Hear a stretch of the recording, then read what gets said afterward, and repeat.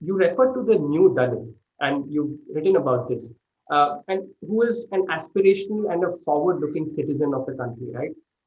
Can you tell us more about what this worldview entails, especially in terms of things like entrepreneurship, industrialization, and various economic opportunities? Interesting. That's in fact a very good question. And I would tell you of an initiative. It's called DICCI, Dalit Indian Chambers of Commerce and Industry. It was started by Padma Shri Milind Kamble, himself obviously a Dalit, in 2005 in Maharashtra, Pune specifically. You would be surprised to know, Kamal, that in the course of 15 years, there are more than 10,000 entrepreneurs from SC and ST categories. The slogan of Dickey is be job givers, not job seekers. That is phenomenal in itself. You see, over the course of the last 7 decades, this sense of entitlement, the debate around dignity of labor, that ye kaam chota hai, wo kaam bada hai, we need to get out of this mindset. ये मानसिकता problematic है. I would tell you of an example that with respect to iron, the Luhar Samaj used to do the work related to iron. With respect to leather, the Charmkar Samaj used to do work related to leather.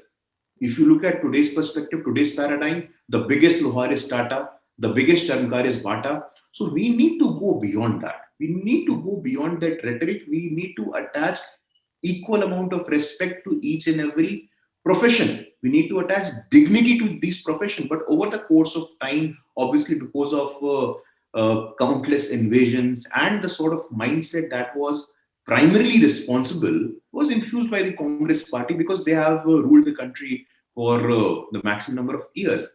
So this idea of entrepreneurship, Dalit Indian Chamber of Commerce and Industry, is revolutionary. Like I said, more than 10,000 entrepreneurs. I can give you examples of people from Dalit community in Gujarat who have an annual turnover of more than 1,000 crore. Can you believe that?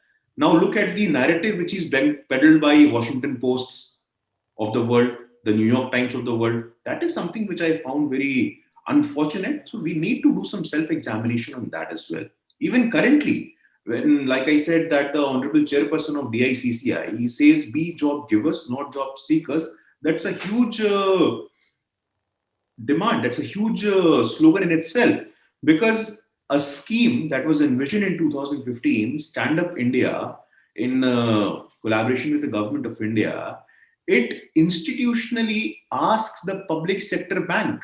There are almost 1.5 lakh public sector bank branches. They have been asked to support and handhold entrepreneurs from two categories. One, he or she can either be SC or ST, and second, a woman compulsorily. So the idea is to create entrepreneurs. The idea is to have people who can give jobs because we are all aware that the opportunities in the government is shrinking. We are all aware that there are limited opportunities because of outsourcing and after the 91 era of liberalization, privatization and globalization, there is a huge deficit.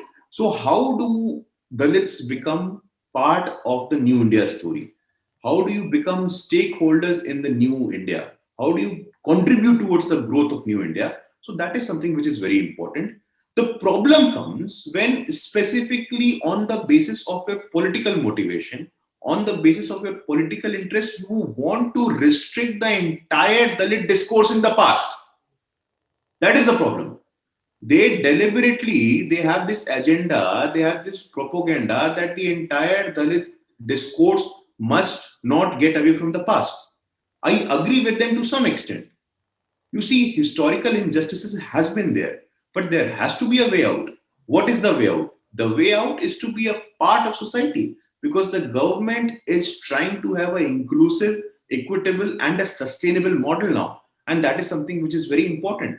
It is still a work in progress, but I'm sure the government of the day is committed with representation at critical decision making position.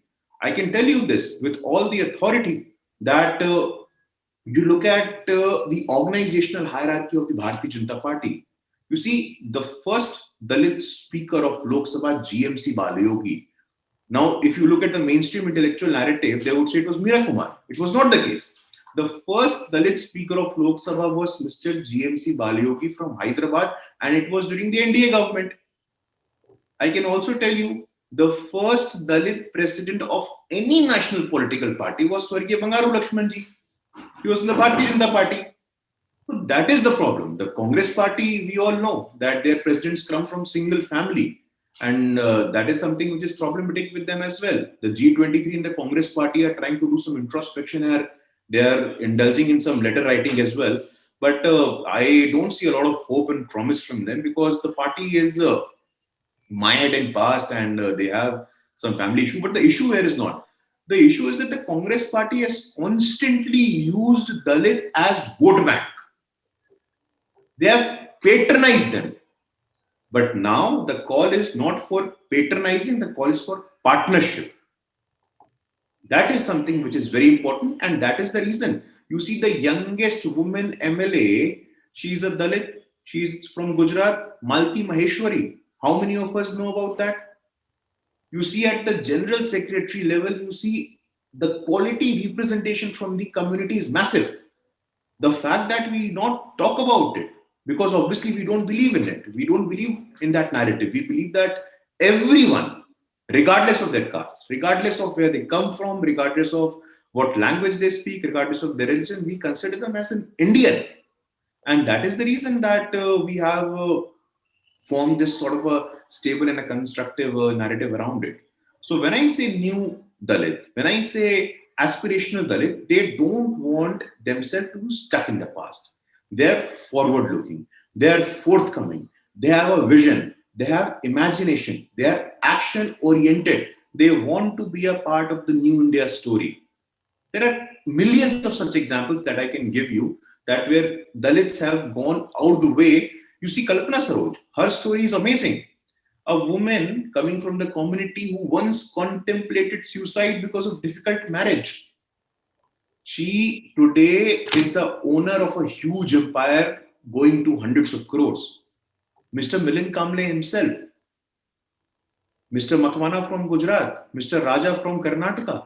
There are so many examples that once you empower yourself, once you create opportunities for other people, obviously you're going to benefit people from your community as well. My fundamental problem is with this narrative that they want to be stuck in the past. That is not the way out. You need to be forward looking, you need to be progressive in your approach, and you need to be a constructive and an integrationist approach in mind. And that is what is happening. You see a sizable number of Dalits are now in support of Bharatiya Janata Party. And there is a reason behind that. Maximum number of legislators, maximum number of member of legislative assemblies, member of parliament from the scheduled caste communities from the Bharatiya Janata Party. Because we believe in giving representation at critical decision-making position, unlike the Congress party, who have patronized them.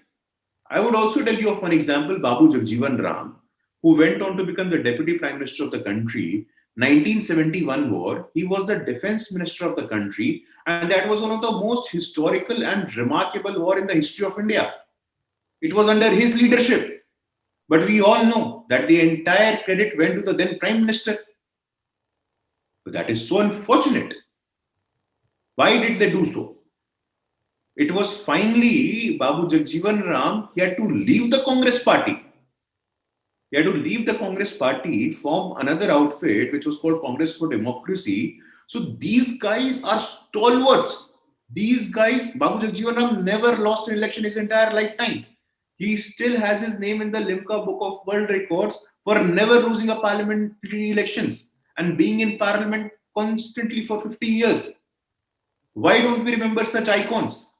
It is only because the disservice of the Congress party that in their quest to propagate and perpetuate one single family, they have restricted such clauses, be it Baba Saheb Ambedkar, be it Babu Jagjivan Ram. This is reflective of the anti-Dalit mindset of the Congress party, the feudal mindset of the Congress party. But rest assured, the new Dalit is not buying into that narrative.